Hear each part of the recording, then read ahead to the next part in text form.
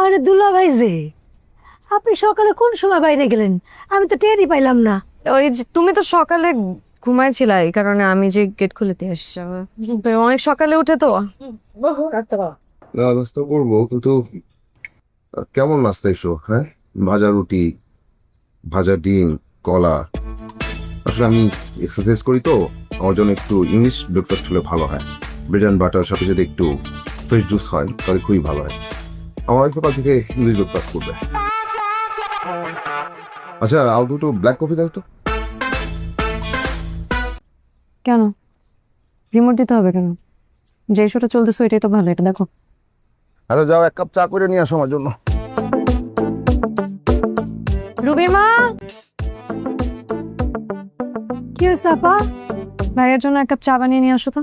আরে না না, আমি আমার বউয়ের হাতে চা ছাড়া কারো হাতে চা খাবো না। আরে বাবা, কি নাটক শুরু করছো তুমি? দিনের মধ্যে 32 বার চা খাও, এখন কি আমি দিনের মধ্যে 32 বার চা বানিয়ে নিয়ে আসবো তোমার জন্য? আর কি কাজ? যাও যাও যাও, চা বানিয়ে নিয়ে আসো। আমি পারবো না, যাও। আপা গো, স্বামীর সাথে এত উঁচু গলায় কথা বলতে হয় না। কত সুন্দর করে বলতেছে আপনার হাতে চা ছাড়া সে খাবে না। যান না, এক কাপ চা বানিয়ে নিয়ে আসেন। আমার স্বামী যদি কইতো, আমি সারাদিন চা বানাতে বানাতে চায়ের দোকান দিয়ে ফেলতাম। যাও যাও, চা করে নিয়ে আসো। যান আপা, সুন্দর করে এক কাপ চা বানায় দুলা ভাইরে দেন। আমার হাতের কাজগুলো আমি সারি। আপনার এইসব নাটক না বন্ধ করেন, মানে সুযোগ পাইছে কিভাবে ইউটিলাইজ করবে। চা খাবি? নিয়ে আসতেছি চা। নিয়ে আসবো।